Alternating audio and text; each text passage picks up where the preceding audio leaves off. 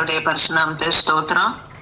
இந்த நாள்ல கூட நான் தியானத்திற்கு என்று எடுத்துக்கொண்ட வேத வசனம் சங்கீதம் 90வது அதிகாரம் 8, 9, 10 வசனங்கள்.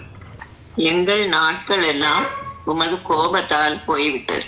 எங்கள் அக்கிரமங்களை உமக்கு முன்பாகவும் எங்கள் அந்தரங்க பாவங்களை உமது முகத்தின் வெளிச்சத்திலும் நிறுத்தினீர். எங்கள் நாட்கள் எல்லாம் உமது கோபத்தால் போய்விட்டது. ஒரு கதையை போல் எங்கள் வருஷங்களை கழித்து போட்டோம். எங்கள் ஆயுசு நாட்கள் 70 வருஷம், பலத்தின் மிகுதியால் 80 வருஷமாய் இருந்தாலும் அதன் மேன்மையானது வருத்தமும் சஞ்சலமுமே. அது சீக்கிரமாய் கடந்து போகிறது, நாங்களும் பறந்து போகிறோம்.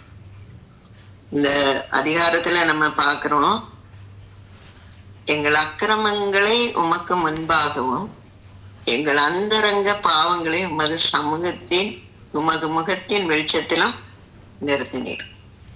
அக்கிரமங்கள், பாவங்கள், அந்தரங்க பாவங்கள். நம்ம நினைக்கிறோம் இன்னைக்கு நான் எல்லாத்துலயும் நான் பெர்ஃபெக்டா தான் இருக்கேன், நான் எல்லாத்துலயும் சரியா தான் நான் இருக்கேன் அப்படின்னு. எங்க கர்த்தருடைய வார்த்தை என்ன சொல்லுது? இது மோசே எழுதின மோசேனுடைய ஜெபம்.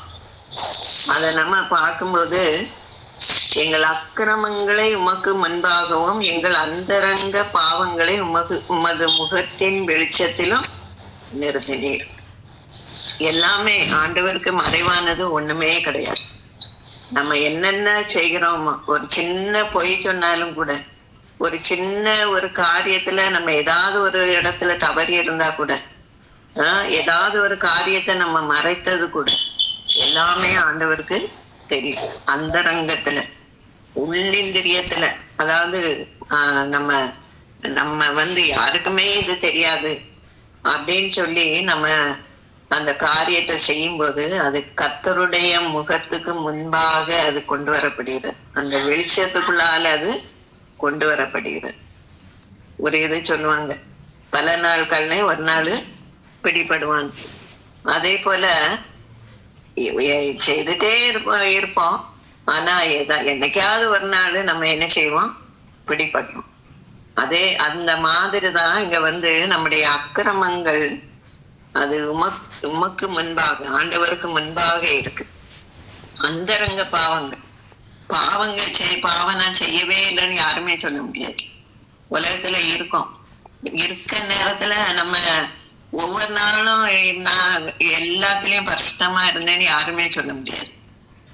அதனால அந்த அந்தரங்க பாவங்கள், அதாவது ஒரு மனசுக்குள்ளால நம்ம எதை நம்ம நினைக்கிறோமோ, எதை நம்ம அடையணும்னு நினைக்கிறோமோ, அது எல்லாமே பாவம். இந்த நாள்ல அந்த 9வது வசனத்தை நம்ம பார்க்கும்போது, எங்கள் நாட்கள் எல்லாம் உமது கோபத்தால் போய்விட்டது. ஒரு கதையை போல் எங்கள் வருஷங்களை கழித்து போட்டோம். இன்னைக்கு மெயின் பாயிண்ட் இதுதான். ஒரு கதையை போல எங்கள் வருஷங்களை கழித்து போட்டோம். ஒவ்வொரு வருஷமும் வந்துட்டே இருக்கும். ஒவ்வொரு வருஷமும் நம்ம சுத்திகரிக்கப்பட்டுக்கிட்டே தான் இருக்கும். சுத்திகரிப்பின் ஜபத்துல நம்ம சுத்திகரிக்கப்படுறோம். ஆனா எவ்வளவு தூரம் அதை நம்ம தக்க வைத்துக் கொள்கிறோம்? ஒரு கதையை போல ஒரு வருஷம் தொடங்கிச்சு. வருஷ தொடக்கத்துல என்ன எல்லாமோ நம்ம இது பண்றோம். அதை செய்திடணும், இதை செய்திடணும், அப்படி இருக்கணும், ஆண்டவருக்கு பிரியமா இருக்கணும், அவருக்கு எது விருப்பமோ அதே மாதிரி நம்ம நடக்கணும், அவருடைய வசனத்தை பற்றி பிடித்து கொள்ளணும் அப்படின்னு சொல்லி நம்ம நினைக்கிறோம். ஆனா எவ்வளவு நாள் அப்படி இருக்கிறோம்? அதை நம்ம ஆராய்ந்து பார்க்க வேண்டியது அவசியம். ஒரு கதையை போல, ஒரு கதையை கேட்டோன்னா அது கொஞ்ச நேரத்துல கேட்டுட்டு அப்படி விடுகிறது மாதிரி, அந்த ஒரு கதையை போல நம்முடைய வாழ்நாட்களை நம்ம என்ன செய்யறோம்? வருஷங்களை கழித்து போட்டோம். இந்த வருஷத்துல நம்ம எத்தனையோ நேரங்கள்ல ஒரு கதையை போல நம்ம இருந்திருக்கோம். அவருக்கு கொடுக்கக்கூடிய நேரத்தை கொடுக்காதது, அவரை நம்ம மகிமைப்படுத்தாதது, அதே நேரத்துல சில நேரம் எரிச்சலின் ஆவி, சில நேரத்துல முறுமுறுப்பின் ஆவி, சில நேரத்துல கர்த்தருக்கு கீழ்ப்படியாத ஒரு இது, குடும்பத்துல கணவனுக்கு கீழ்ப்படியாதது, இப்படியாக பல காரியங்கள்ல நம்ம என்ன செய்யறோம்?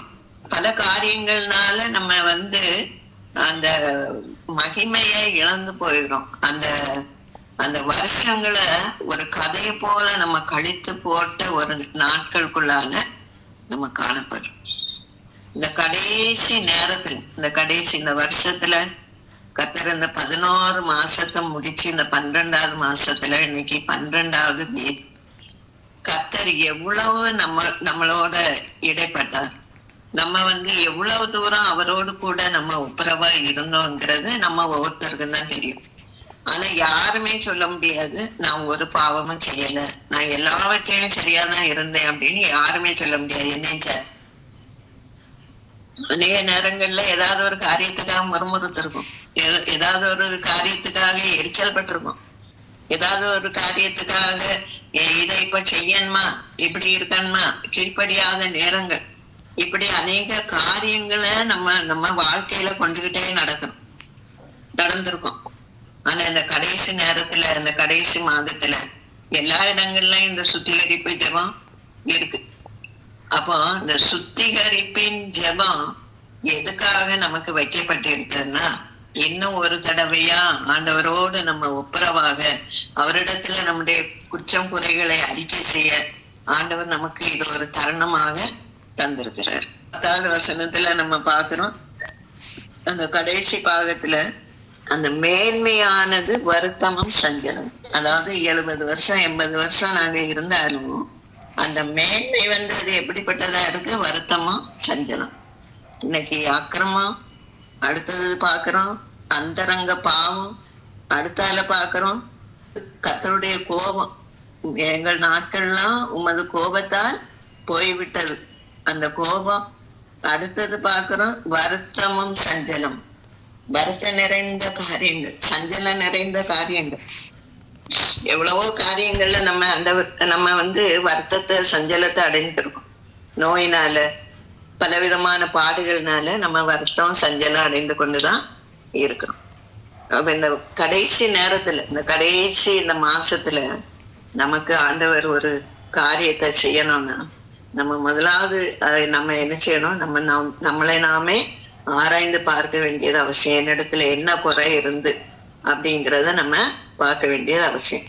சங்கீதம் 31:10 நம்ம பார்க்கிறோம், என் பிராணன் சஞ்சலத்தினாலும் என் வருஷங்கள் தவிப்பினாலும் கழிந்து போயிட்டு, என் அக்கிரமத்தினாலே என் பலன் குறைந்து என் எலும்புகள் உலர்ந்து போயிடுச்சு.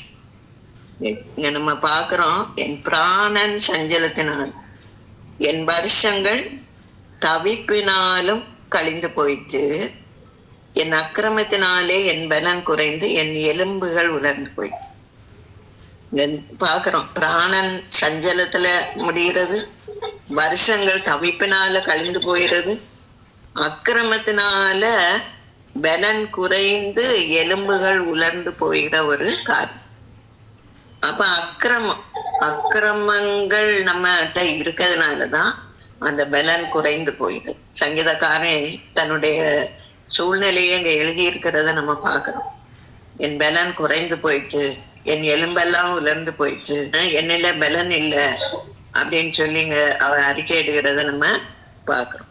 இங்க சங்கீதம் 51:1 நம்ம பார்க்கலாம், தாவீது அந்த பச்சைவாழ்டத்துல அவன் தவறா நடந்து அந்த நாத்தான் தீர்க்கதரிசினால அவன் உணர்த்தப்பட்ட போது அவன் அந்த ஜெபத்துல அந்த இடத்துல அவன் சொல்ற காரியம், தேவனே உமது கிருபையின்படி எனக்கு இறங்கும், உமது மிகுந்த இரக்கங்களின்படி என் மீறுதல்கள் நீங்க என்னை சுத்திகரி. இன்னைக்கு நம்மளும் என்ன செய்யறோம்? மீறுதல். சில நேரங்கள்ல மீறி நிற்கிறோம். மீறுதல்கள் நம்முடைய வாழ்க்கையில இருக்கு. இதுதானே, இதை ஒண்ணும் செய்தா ஒண்ணும் இல்லை, ஒரே ஒரு காரியம் தானே, இந்த காரியத்தினால கர்த்தர் ஒண்ணுமே என்ன ஒண்ணும் செய்ய மாட்டார் அப்படின்னு சொல்லி நம்ம மீறி நிற்கிறவர்களா காணப்படுகிறது. மீறுதல்கள், உமது மிகுந்த இரக்கங்களின்படி என் மீறுதல்கள் நீங்க என்னை சுத்திகரி. இந்த சுத்திகரிப்பின் ஆவியானவர் இன்னைக்கு நம்முடைய உள்ளத்துல இறங்கி வரணும். 2வது வசனத்துல நம்ம பாக்குறோம், என் அக்கிரமம் நீங்க என்னை முற்றிலும் கழுவி என் பாவமற என்னை சுத்திகரியும். அதாவது அக்கிரமம் நீங்க என்னை முற்றிலும் கழுவும் ஆண்டவரே, என்னை கழுவுங்க. பேதுரு அந்த ராபோஜன நேரத்துல ஏசப்பா என்ன செய்தாரு, எல்லாருடைய கால்களையும் கழுவினாரு. அப்பா சொன்னா என் காலை நீங்க கழுவக்கூடாது அப்படின்னு. அதுக்கு பிறகுலாம் இல்ல, நான் உன்னை கழுவா விட்டால் உனக்கு என்னிடத்துல பங்கு இல்லைன்னு சொன்னோன்னா காலை மட்டும் இல்ல தலையில இருந்தே கழுவுங்க. அப்ப முழுகினவன் முழுவதும் சுத்தமா இருக்கான். ஆனா அதே நேரத்துல நம்ம கால்கள் எந்த இடத்துக்கு போச்சு அத நம்ம கவனிக்க வேண்டியது அவசியம். தவறான இடங்களுக்கு அப்படின்னு நம்ம பெயர்ந்தாங்க.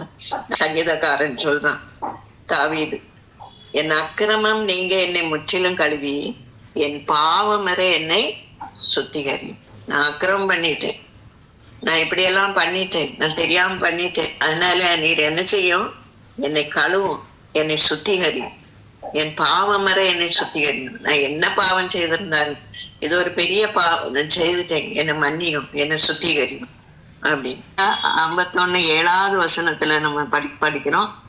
நீர் என்னை ஈசோப்பினால் சுத்திகரியும், அப்பொழுது நான் சுத்தமாவேன்.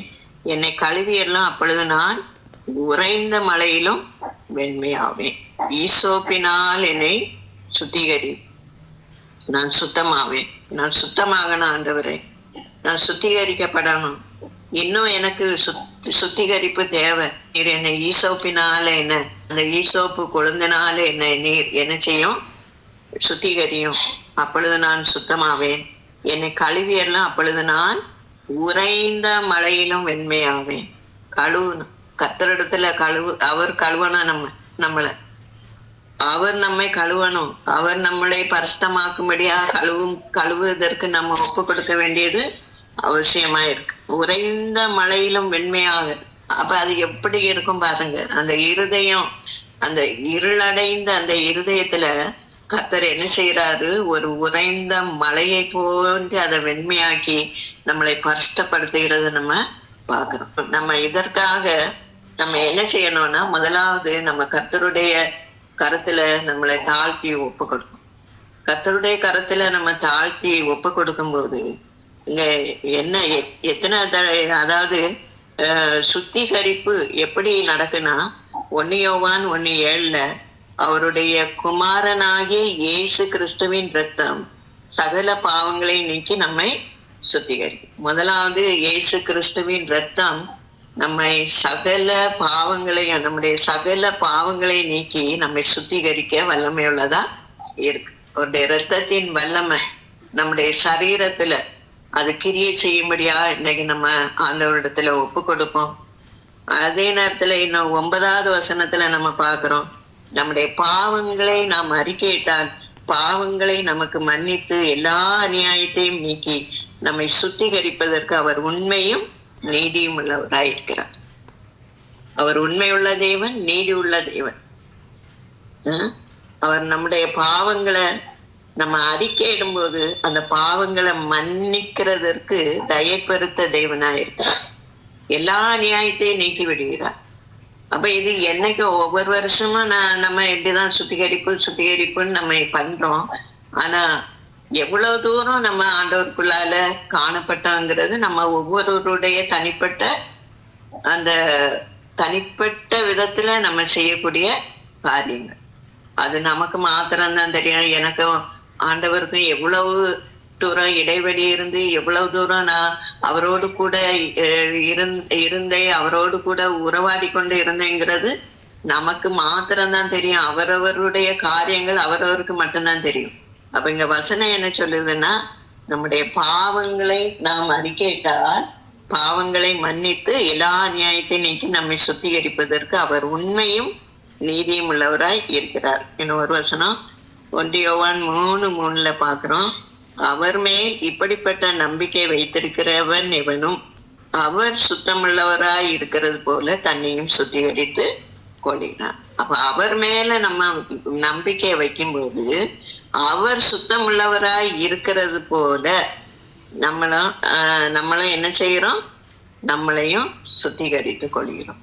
அவர் சொல்லியிருக்காருல, நான் பரிசுத்தர் ஆகையால் நீங்களும் பரிசுத்தராய் இருங்கள்னு சொன்ன தேவன் இன்னைக்கு அவர் சுத்தம் உள்ளவராய் இருக்கிறது போல நம்மளும் சுத்தமாய் இருக்கும்படி நம்மளை அழைக்கிறார். அப்ப நம்ம இன்னைக்கு 3 காரியம்: அவருடைய இரத்தத்தினால சுத்திகரிப்பு, எல்லா பாவங்களையும் அறிக்கையிடும் போது அவர் மன்னித்து அதுல நம்மளை சுத்திகரிக்கிறார். அவர் உண்மையின் நீதியும் உள்ளவராய் இருக்கிறார். அடுத்தபடியா நம்ம பார்க்கிறோம், அவர் சுத்தம் உள்ளவராய் இருக்கிறது போல தன்னையும் சுத்திகரித்து கொள்கிறார். கர்த்தர் இந்த வார்த்தைகளை ஆசீர்வதிப்பாராக.